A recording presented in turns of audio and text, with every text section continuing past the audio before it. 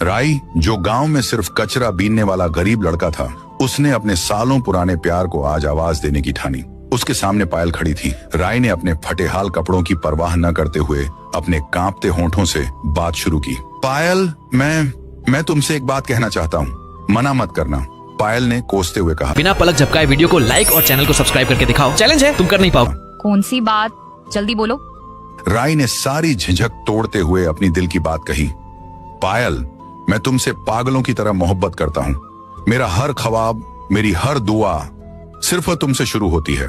मैं तुम्हें अपनी जिंदगी बनाना चाहता हूँ। मैं तुमसे शादी करना चाहता हूँ। इस बात पर पायल ने गुस्से से कहा, शादी? और तुम मुझसे? राई, तुम क्या होश में हो? तुम एक कूड़ा कचरा उठाने वाले आदमी हो। क्या तुमने अपनी औकात देखी है कभी? तुम गंदी नालियों के पास रहते हो और मुझ जैसी बिना पलक झपकाए वीडियो को लाइक और चैनल को सब्सक्राइब करके दिखाओ। चैलेंज है, तुम कर नहीं पाओ। लड़की के साथ जिंदगी बिताने का ख्वाब देख रहे हो। आईने में जाकर अपनी गरीबी देखो। तुम्हारी जेब में 2 रुपये नहीं होंगे और तुम्हारी जबान पर करोड़ों के ख्वाब हैं। तुम्हें जरा भी शर्म नहीं आती? जितना तुम महीने में कमाते हो ना, उतनी तो मैं रोज मेकअप करती हूँ। राई की आंखों में आंसू आ गए।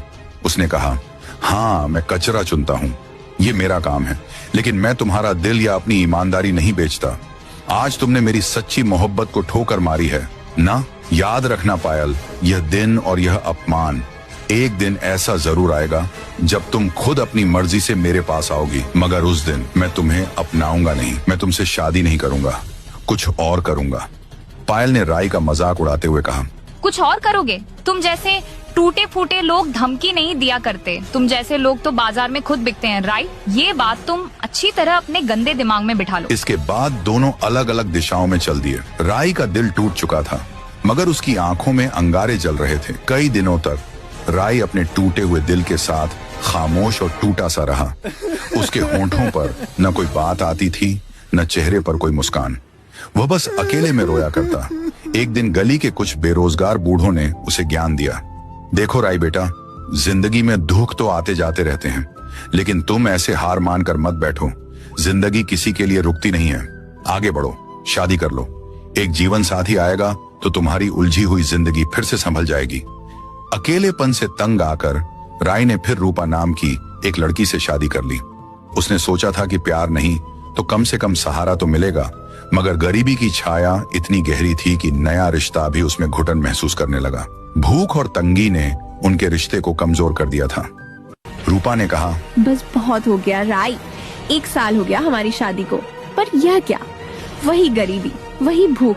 मैं इस तंगी भरी जिंदगी से थक चुकी हूँ। राई, तुम्हारे 2 छोटे बच्चे बीमार पड़े हैं और तुम्हारे पास इलाज तक के पैसे नहीं है।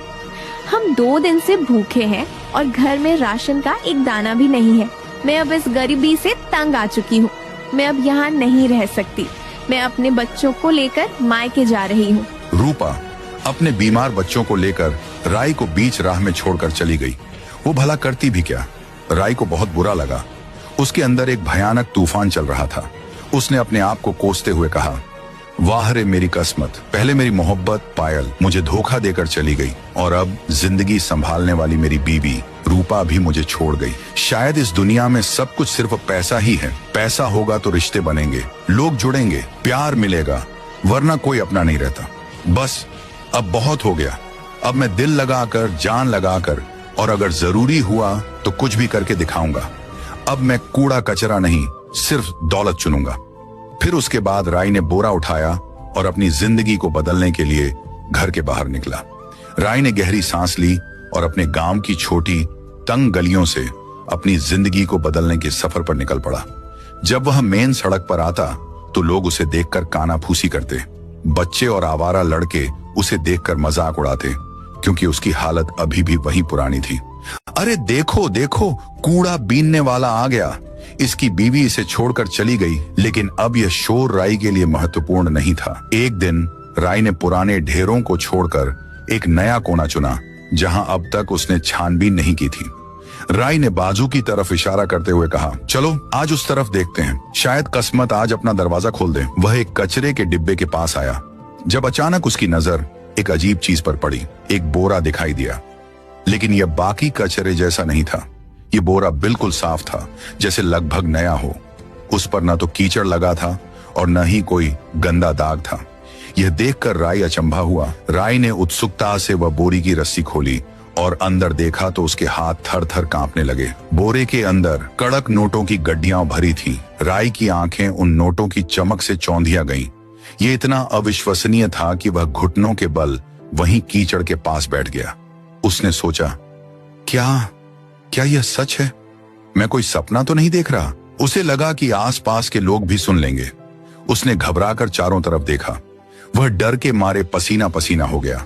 फिर उसने एक गहरी सांस ली, अपने डर को दबाया और उस वजनदार बोरे को अपनी पीठ पर लादा। यह बोरा अब कचरा नहीं, उसका भविष्य था और तेजी से अपनी झोपड़ी की तरफ चल पड़ा। उसे शक हुआ जैसे कुत्ते का भौंकना, किसी के कदमों की छाप, दूर से आती बातों की सरसराहट, हर आवाज जैसे उसके पीछे चल रही हो।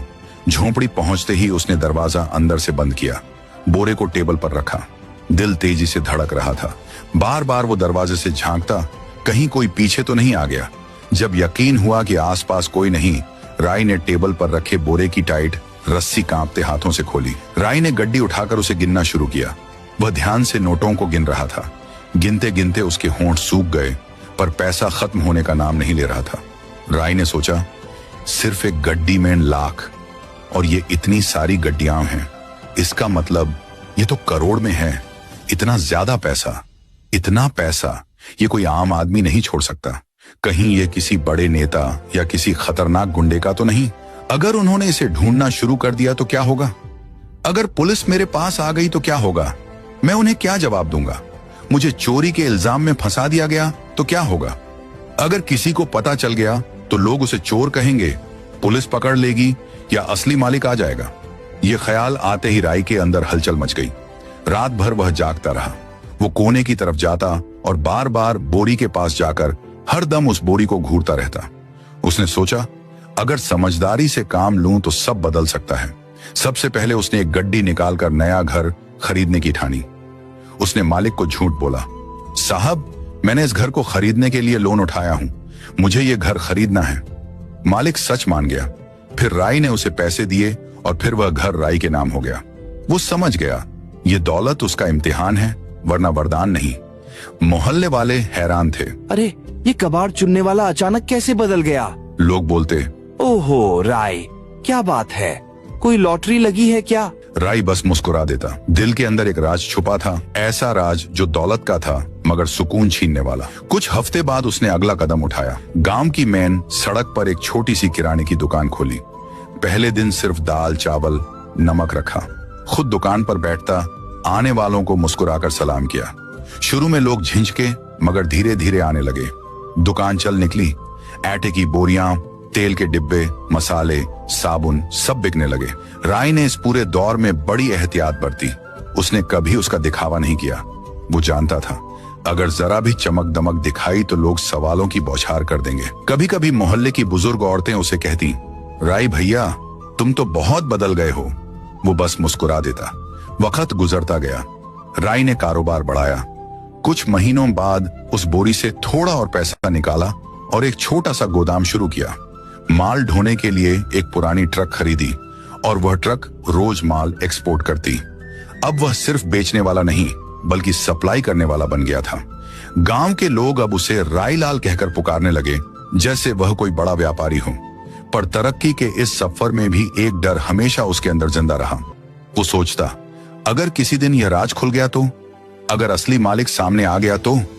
फिर अगले ही पल खुद को दिलासा देता, नहीं ये मेरी किस्मत का इनाम है। मैंने सालों की जिल्लत सही है, ये मेरी मेहनत का फल है। मैंने किसी का हक नहीं छीना। वक्त के साथ राय खुद भी बदल गया।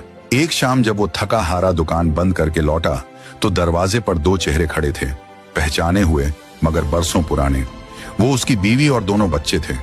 बच्चे अब बड़े हो चुके थे मगर चेहरों पर झिझक और शर्मिंदगी थी। रूपा ने रोते हुए कहा, हमसे गलती हुई थी, हालात ने मजबूर कर दिया था। तुम्हें छोड़कर जाना ठीक नहीं था, हमें माफ कर दो, हमें अपना लो। राय की यादें लौट आईं। वो दिन जब गरीबी थी, जब घर में खाने को कुछ नहीं था और रूपा ने कहा था, मैं यह सब नहीं झेल सकती। फिर वो बच्चों को लेकर चली गई थी। उसके बाद सब बिखर गया था। अब वही रूपा उसके दरवाजे पर खड़ी थी। बच्चे आगे बढ़े और बोले, बाबा हमें माफ कर दीजिए, हम आपके साथ रहना चाहते हैं। राय का दिल कांप उठा। एक तरफ वो बाप था जो बच्चों को गले लगाना चाहता था, दूसरी तरफ वही टूटा हुआ इंसान था जिसे इन सब ने छोड़ दिया था। राय ने ठंडे लहजे में कहा, जब मैं खाली हाथ था तुम सब चले गए थे, अब जब मेरे